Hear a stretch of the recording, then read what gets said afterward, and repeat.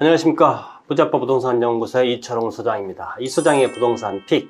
자, 오늘 주제는 1주택 비과세 요건이 9억에서 12억까지 이제 올라갔는데 요거에 대해서 좀 언급을 좀 해드릴까 합니다. 사실 제가 올해 내 세미나 하면서 1주택 고가주택의 기준이 진작에 좀 바뀌었어야 된다라고 이제 누누이 좀 말씀을 드렸었고요. 고가주택의 기준이 15억 정도는 되지 않느냐 이렇게 이야기를 했는데 그동안 계속 언론에 나왔던 대로 12억으로 이제 확정이 됐습니다. 그리고 오늘 제가 다뤄드리려고 하는 내용이 제가 9억에서 12억 올라가는 것까지는 아는데 최초에 법안 발의할 때는 내년 1월 1일분 양도부분부터 적용을 한다고 했는데 조금 앞당겨졌습니다. 자, 법 공표한 이후부터 한다고 했는데 그게 바로 12월 8일 어제 양도부분부터 적용이 되는 겁니다. 자, 이 내용을 한번 살펴보도록 하겠습니다. 제목은 시가 12억까지 영원 양도세라는 얘기죠. 1주택 양도세 인하 기준 날짜는 물음표 되어 있는데 이게 이제 바로 내년 1월 1일이 아니고 2021년 12월 8일 어제 날짜 부분부터 적용이 됩니다. 자, 소제목을 보면은요. 오늘 양도분부터 인하 잔금일 이전 등기일 중 빠른 날 기준. 자, 보통 잔금날과 이전 등기일 중 빠른 날 기준이라고 하는데 통상 왜 잔금날하고 이전 등기일이냐면 잔금은 오늘 치렀는데 법무사에서 서류를 가지고 있다가 며칠 가지고 있다가 접수하는 경우는 사실 거의 없거든요. 반대로 잔금을 안 치렀는데 등기부터 먼저 접수하는 사람이 또 더더욱이 없지 않습니까? 그래서 보통은 실무에서 거의 99%는 잔금을 치른 날 바로 이제 이전 등기가 접수를 하게 됩니다. 이 중에 빠른 날이기 때문에 둘 다 해당이 된다. 둘 중에 하나만 해당이 된다고 해도 적용이 된다라고 보시면 되고요. 12억에 산 집 20억 원에 팔 경우 대충 계산해 보니까 양도세 부담이 한 4,100만 원 정도 줄은다 이렇게 보시면 될 수 있을 것 같아요. 예전처럼 9억이었다 그러면은 9억에서 20억에 팔았으니까 11억의 양도 차이가 되는데 12억에 사서 20억에 팔았으니까 이제 3억이 좀 빠진 거죠. 그래서 이제 8억에 대한 부분에 대해서만 양도세를 계산해서 9억 기준에 했을 때보다 약 양도세가 4,100만 원이 줄어든다 이런 내용이 되겠습니다. 이제 질의응답식으로 문답 형식으로 정리된 게 있어서 요거를 제가 좀 읽어가면서 설명을 좀 드리도록 할게요. 8일부터 1세대 1주자가 시가 12억 이하의 주택을 팔 경우 양도세를 내지 않아도 된다. 기획재정부 등 관계부처에 따르면 전날 국무회의에서 의결된 소득세법 및 부가가치세법 일부 개정 법률이 이날 공포된다. 12월 8일. 이에 따라 시가 9억이던 1세대 1주택자에 대한 양도세 비과세 기준은 12억 원으로 상향되며 이날 양도분부터 적용이 된다.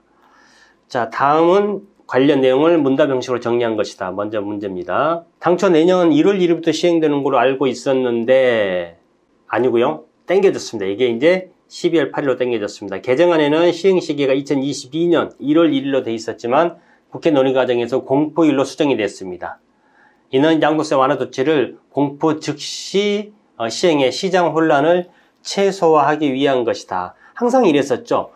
법안 통과하고 법안 공표한 날이 있고 또 시행 시기를 법률을 따로 정하는 게 있지 않습니까? 그래서 이제 이 양쪽 날짜 가지고 이 기간 동안에 이제 혼란이 좀 생겼었는데 그 혼란을 미리 막기 위해서 1월 1일로 정하지 않고 그냥 법안 공포일 12월 8일로 정했다 이런 내용이 되고요. 두 번째, 비과세는 1주택자에게만 해당이 되나? 당연히 그렇습니다. 1세대 1주택, 1가구 1주택자에 한해서 기존에 9억까지 비과세 되던 게 지금 이제 12억까지 늘어났다 이렇게 보시면 될 수 있을 것 같고요. 다만 1세대 1주택자로서 가족 전체가 주택 하나를 가지고 있어야만 하고 2년 이상 보유해야 해당이 된다. 또 서울 등 조정대상 지역에서 조정대상 지역 지정 이후에 구입한 집이라면은 2년 거주 요건도 충족해야 된다.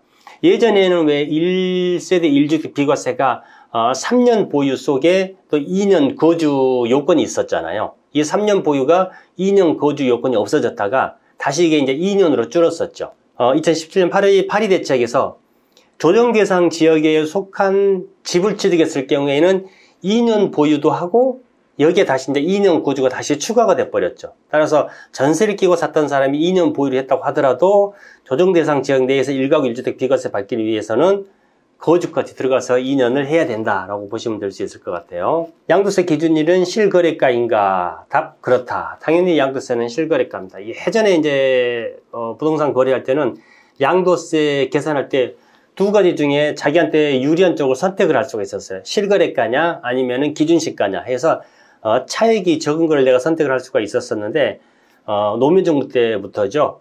양도세 실거래 부동산 실가신고 제도가 도입이 되면서 양도세, 지금 뭐 취득세 같은 경우도 전부 다 이제 실거래가 기준이 돼버리는 겁니다. 실제 거래된 금액이 기준이 된다. 공시지가가 기준이 되는 종합부동산세와 구분이 된다. 예를 들어 5억에 샀던 집을 10억에 판다고 하면은 바뀐 기준이 예전에는 9억이었는데 바뀌기 전이라 그러면은 9억까지니까 10억에 팔았다 그러면 1억에 대해서 정확하게 계산해보면 1억은 아닙니다. 비율로 따져야 되기 때문에 10억이면 12억보다 더 아래지 않습니까? 그래서 양도세를 한 푼도 내지 않아도 된다. 12억을 넘는 집을 팔 때는 혜택이 없나? 12억까지 비과세이기 때문에 10억이 넘어가면 혜택이 없을까요? 그렇지 않습니다. 기준금액이 올라갔기 때문에 예전에 12억보다 덜한 상태에서 사서 12억이 넘는 15억, 예를 들어서 20억에 팔았다고 하면은 9억에서 12억까지 올라갔기 때문에 또 3억만큼 이제 줄어드는 거죠. 따라서 비과세 효과를 갖췄다고 그러면은 양도세가 줄어드는 효과가 있다라고 보시면 될 수 있을 것 같고요. 여기 예가 있네요. 가령 1세대 1주택자가 12억에 산 주택을 20억 원에 팔 때 현행 비과세 기준으로는 1억 2,584만 원의 양도세를 부과해야 되지만, 그러니까 현행이 이제 9억까지 기준입니다. 그러니까 9억인데 이제 20억이기 때문에 11억의 차익이 생기는 거죠. 11억의 차익에 대해서 양도세를 부과를 하다 보니까 1억 2,584만 원이 되는데 기준선이 상향 12억으로 되면 양도 차익이 당연히 줄어들겠죠. 따라서 실제 내린 세금이 1억 2,584만 원에서 8,462만 원, 즉 4,122만 원을 덜 내게 된다. 여기다가 또 이제 장기보유 공제까지 계산한다 그러면은 더 줄어들게 되겠죠. 양도 기준일은 언제인가? 아까도 말씀드렸다시피 소유권 이전 등기일과 잔금일 중 빠른 날이다. 보통은 같은 날 이루어지게 되지만 다를 경우 둘 중 빠른 날이 기준이 된다. 뭐 계약금은 언제 냈고 중도금은 언제 냈고 이거는 아무 필요가 없습니다. 잔금 치러서 소유권이 넘어가는 이 날짜를 기억하시면 되겠습니다. 자, 기준이 실거래가라면 더 싸게 팔아서 비과세 대상이 될 수도 있나? 물론 있겠죠. 근데 더 싸게라는 기준이 국세청에서 보고 있는 일정 금액보다 더 높거나 더 낮게 될 경우에는 오히려 또 이제 조사 대상이 될 수도 있으니까 이건 좀 조심하셔야 되고요. 답은 팔려고 하는 주택 시세가 기준액 즉 12억을 조금 넣는다면은 가능할 수 있다. 다만 형제 등 특수관계 간 사고 팔 때 시세보다 많이 낮게 매겨간다고 하면 거래 금액이 인정되지 않고 상용 중요한 것으로 간주되어 있기 때문에 주의해야 된다. 이 낮고 높은 가격의 기준이 제가 알기로는 기준 금액의 30% 선입니다. 그러니까 10%나 20%는 좀 싸게 했다고 하더라도 그냥 통과가 될 수가 있는데 너무 현저하게 터무니없이 싼 가격이나 비싼 가격에 매도 매수를 했다고 하면은 오히려 조사 대상이 될 수도 있다라고 보시면 되고요. 1주택과 1분양권이 있는 상황에서 비과세 혜택이 적용이 되나? 이제 이 질문은 뭐냐면은 지금 분양권은 사실은 형체가 없는 주택이잖아요. 등기도 물론 안 났고. 근데 어떻게 됐습니까? 지금은 이제 법이 바뀌어서 분양권도 1주택으로 간주가 되지 않습니까? 그래서 지금 이제 요거 같은 경우에는 1주택과 1분양권이 있는 상황에서 비과세 혜택이 적용되나? 이에 대한 답은 가능은 하지만은 이 분양권의 취득 시기가 언제이냐에 따라서 틀려집니다. 다만 지난해 개정세법에서 분양권을 취득한 시기에 따라서 일시적 2주택이 된다면은 비과세가 안 될 수도 있다. 이런 내용도 있고요. 양도세가 0원이라면은 세무서 신고를 하지 않아도 되나? 요거는 비과세와 감면의 그 차이를 좀 이해를 하셔야 되는데 비과세로 양도세가 없는 경우에도 신고를 하는 것이 원칙입니다. 그러니까 양도세 낼 금액이 없어도 양도세 신고 대상이 된다 그러면은 당연히 신고를 해야 됩니다. 근데 비과세로 양도세가 0원, 그러니까 하나도 없다 그러면 신고를 안 한 것에 대한 불이익이 사실 별로 없어요. 그래서 요거 같은 경우에는 뭐 세무서에서도 실익이 없기 때문에 크게 뭐 문제 삼지 않을 것처럼 보입니다. 다주택자에게 돌아가는 혜택은 없나? 원칙적으로 다주택자에게는 이번 개정에 따른 혜택이 없다. 다주택자가 비과세 적용받기 위해서는 다주택을 정리하고 나서 최종 남은 한 채를 2년 더 보유하고 거주해서 비과세 요건을 갖춘 다음 매각해야 된다. 다주택자 양도세 부과 기준도 낮아질 가능성이 있나? 지금 국회에서 다주택자 양도세를 한시 완화하는 방안을 검토하고 있지만은 세정 당국이 반대하고 있다. 다주택자 양도세를 완화할 경우에 매물잠김 현상으로 시장이 다시 불안해질 수 있다는 이유에서이다. 다주택자의 양도세를 완화할 경우 매물잠김 현상이 나타날지 아니면은 매물이 오히려 시장으로 더 나올지 이거는 지켜봐야 되는 상황입니다. 지금 오히려 매물잠김 현상은 다주택자 양도세 중과세를 함으로 있어서 매물잠김 현상 때문에 오히려 좀 가격이 좀 더 올라간 그런 상황이 된다는 건 다들 아시죠? 또 뿐만 아니라 너무 양도세가 중과가 되기 때문에 증여가 그만큼 또 그 이상으로 많이 늘었다 이렇게 좀 보시면 될 수 있을 것 같아요.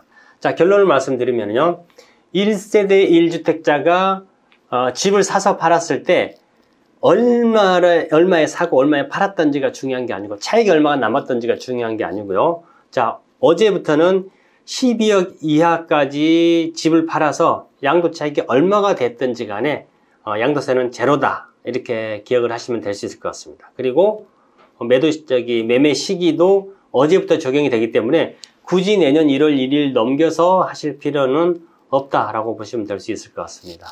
자, 오늘은 부동산 양도세에 대해서 좀 다뤄봤고요. 이 세금 문제만큼은 내가 계약서를 쓰기 전에 꼭 사고를 치기 전에 세무 전문가를 찾아가서 상담을 하신 다음에 계약하시기를 꼭 당부의 말씀을 드리겠습니다. 자, 지금까지 부자아빠 부동산의 이철웅 소장이었고요. 오늘 소식은 여기까지입니다. 지금까지 시청해 주셔서 감사합니다.